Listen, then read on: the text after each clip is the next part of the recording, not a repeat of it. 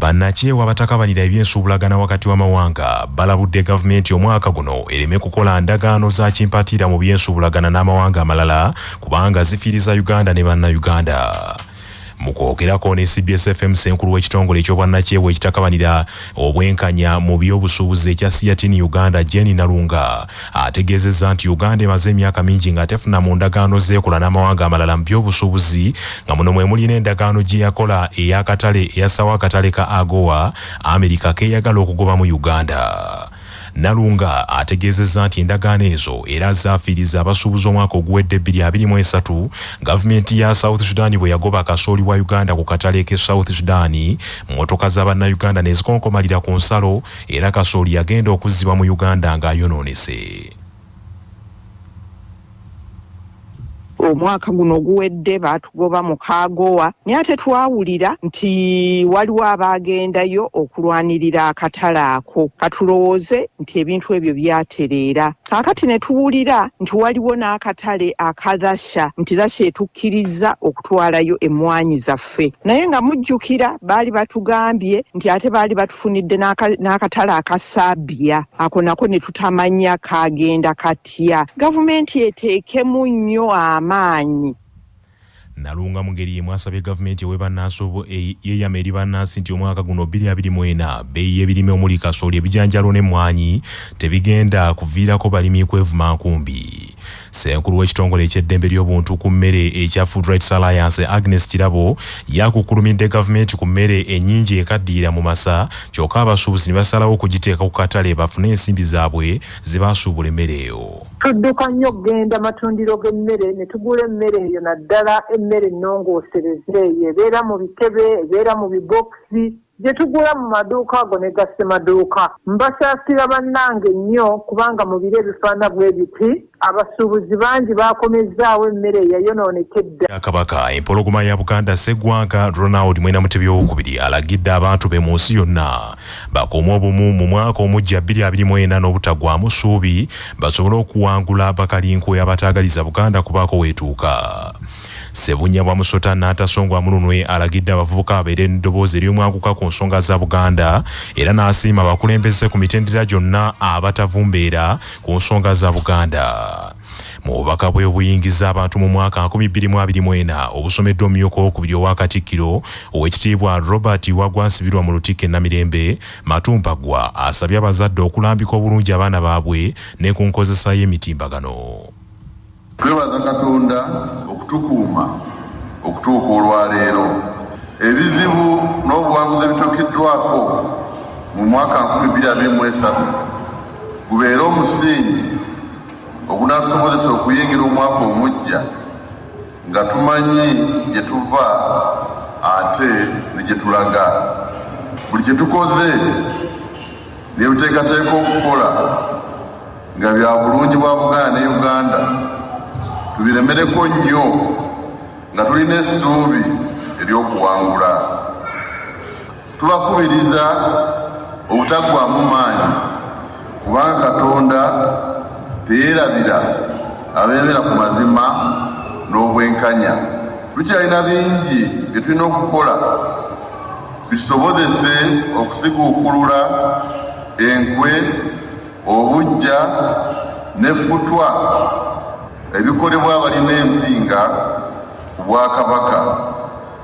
Tukyalina eddimu ery'okunyweza obumu mu bavubuka basobole okwogera n'eddoboozi eryawamu ate nga lyamwanguka ku nsonga ezikwata ku Bwakabaka mu Uganda eyawamu. Muzaawula n'atawuunu era alagidde empisa ey'okunyweza emikago mu Bwakabaka yeeyongere neyeebaza n'abaweereza mu Bwakabaka n'ababaka mu lukiiko lw'eggwanga olukulu abasoosoowazizza ensonga za Buganda ezikwata ku nkulaakulana ya Buganda ne Uganda eyawamu. Empisa yaffe ey'okutta n'okuzimba emikago twongere kuginyweza era tuvumirire nnyo abavuma omukago nga bagufudde obunafu. Tusiima nnyo emirimu egikolebwa abaweereza mu Bwakabaka omuli abakulu b'ebika, ab'amasaza, bannaddiini, abaweereza mu Bulange ne bamemba ba Paalamenti abava mu Buganda n'awalala abategedde nti okwogera ku nsonga za Buganda si kusosola mu mawanga wabula kulaakulana kwa Buganda ne Uganda eyawamu.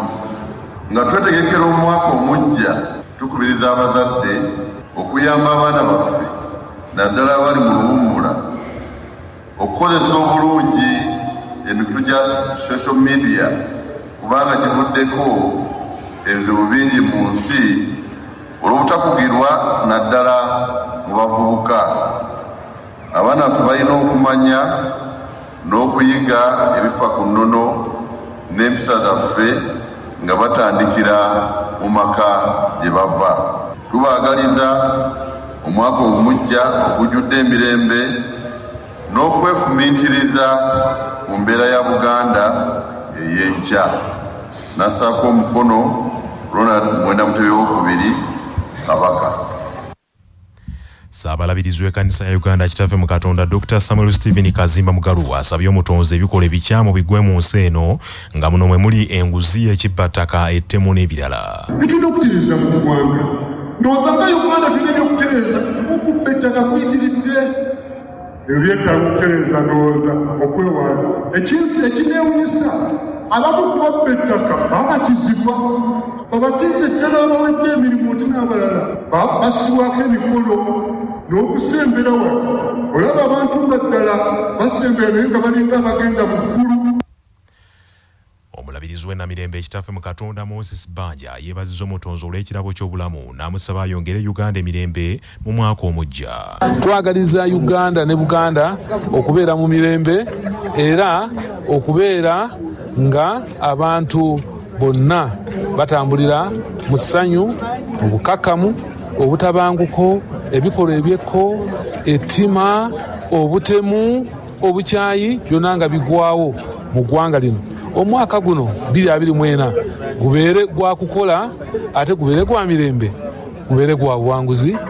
Ebyo nga bikyali bityo, omubaka wa Kabaka akulembera abantu be mu Canada Oweekitiibwa Estella Namakula Muyinda n'omumyuka wasooka James Kaddu Nsubuga n'omumyuka owookubiri Florence Sebutinde, Ssenkulu wa Kabaka Foundation e Canada Noeline Sebulime beeyanzizza kalema ka nsingi olw'omukwano gw'alaze abantu be abali ebweru wa Uganda era ne bamwagaliza omwaka 2024 ogw'emirembe. Aivene siima nkuloopere n'essanyu enkolagana ennungi tetulina n'Oweekitiibwa Katikkiro Charles Peter Mayiga awamu n'Oweekitiibwa Joseph Kawuki minisita owa gavumenti ez'ebitundu abasaale mu kutukumaakuma okukola emirimu egizimba era egigatta Obuganda. Ssebuufu Bwango nkuloopera abaminisita ba Buganda n'abakungu awamu n'abantu bo abakolera mu bitongole bya Buganda nga Kyabassa nga mbeebaza okuleetawo embeera etusobozesa okubeereza nga tuli bumu mu kuzimba Buganda. Tulina essuubi nti omwaka 2024 gujja kuvaamu ebibala ebirungi ebizimba Buganda. Awange ali Ssaabasajja Kabaka. Kamalabyonna Buganda Charles Peter Mayiga asabye abakulembeze bonna obuteerabira gye baava n'obutanyooma ababakwata ku mikono kubanga bankizo nnyo eri obulamu bwabwe. Katikkiro abadde Kisubi Brothers Seminary mu misa aba brother 6 kwe bakubidde ebirayiro by'obuweereza omuli abaakayingiro bwa brother, abaakabufuna, abaakabumalamu emyaka 25 n'okujagulizaako brother Leonard Robert Byankya okuva mu kigo ky'Enkoni ky'abakuza mu ssaza ery'e Masaka okweza emyaka 7 mu bwa brother. Mu misa y'emu ebadde ey'ebyafaayo Ssaabasumba w'essaza ekkulu ery'e Kampala kitaffe Paul Semwogerere leero lwawezezza emyaka 4 mu Busaaseredooti. Katikkiro mu bubaka bwe yawadde ekyokulabirako ekya brother Leonard Robert Byankya n'Ekereziya Katolika olw'ebirabo ebyokugunjula bye baamuwa okuva ng'akyali muto ddala, n'asaba abakulembeze abalala babeere baakisa eri abantu abalina babatuusizza. Mbakulisa omwaka nzize okwebaza Katonda okutuyisa mu 2023 era nzize okwebaza Katonda olw'abajaguza bano naddala brother Leonard eyamunjula, eyansomesa era eyamumiikiriza. Nebaza brother Leonard okunsigamu ensigo ey'obukulembeze. Nebaza ba brother b'Ekisubi abaali ekitovu ne ba brother abaawano okunteekateeka n'enfaanana nga bwendi kati. Ensi bw'eba eriko akalungi kendabamu ako keesigamye ku mpaji enkulu bbiri bakadde bange ate n'obugunjuzi bw'aba brother ab'ekisubi Brothers of Christian Instruction wamu n'Eklezia Katolika okutwaliza awamu. Omumbuga mu ngeri emu asabye ba brother batuuse ku buwanguzi bakozese ebitonde byabwe okuzuula abaana abakulembeze nga bwe gwali ku brother Byankya.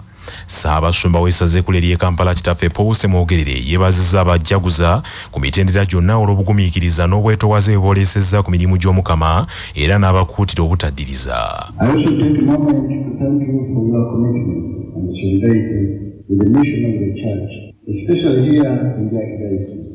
I've witnessed the rigorous profession of new members and also celebrate the different feelings of other members. We congratulate you, dear brothers, and thank the Lord who called you to this service in the church. I think the oldest of you in this service is Brother Judy Kaweso okuva mu ssaza lya Kinda Mityana ng'asinziira mu kigo eky'Ebukalagi ku lw'aba brother abalala yeebazizza Ssaabasumba Ssemwogerere olw'okubalera n'okubalungamya obulungi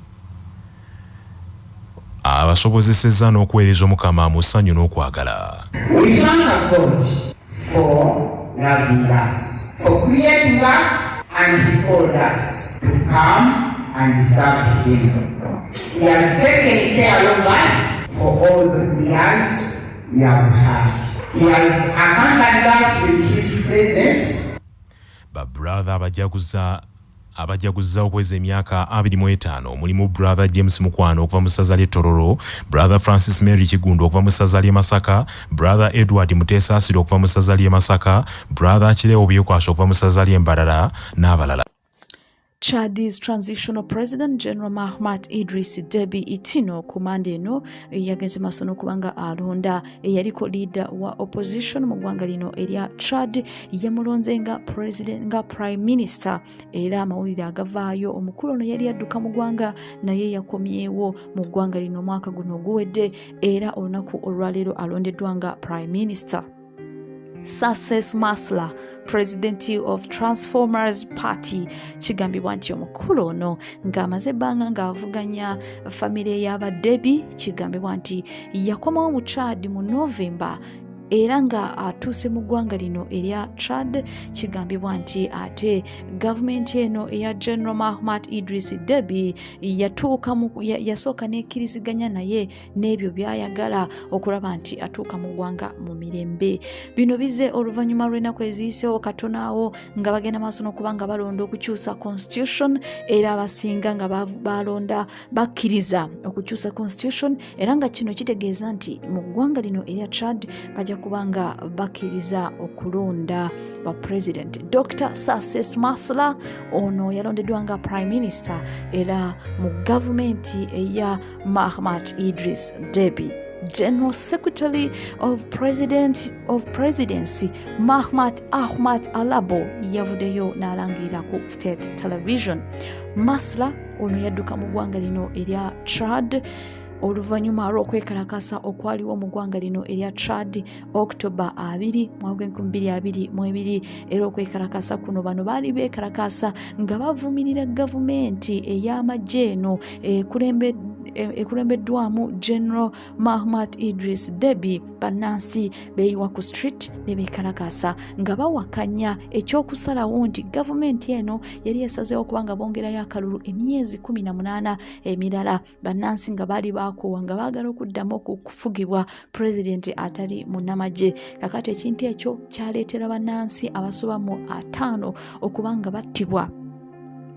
Okusinziira ku opposition ne local NGOs bo bagamba nti abantu enamba entuufu y'abantu abaafa basoba mu 100 wakati w'ekikumi n'ebisatu. Kakati kigambibwa nti abantu bana bagenda maaso n'okubanga battibwa poliisi n'amagye mu ggwanga lino erya Chad mu kibuga Djamena, ate byaleetera Masla okuba nti adduka aveeyo mu ggwanga lino adduka addeyo ebweru era nga November 3 kigambibwa nti omukulu ono yadduka mu ggwanga lino olw'ensonga nti baali nga bamutaddeko emisango egy'enjawulo mu ggwanga lino erya Chad ate nga ye talina misango. Stay tuned.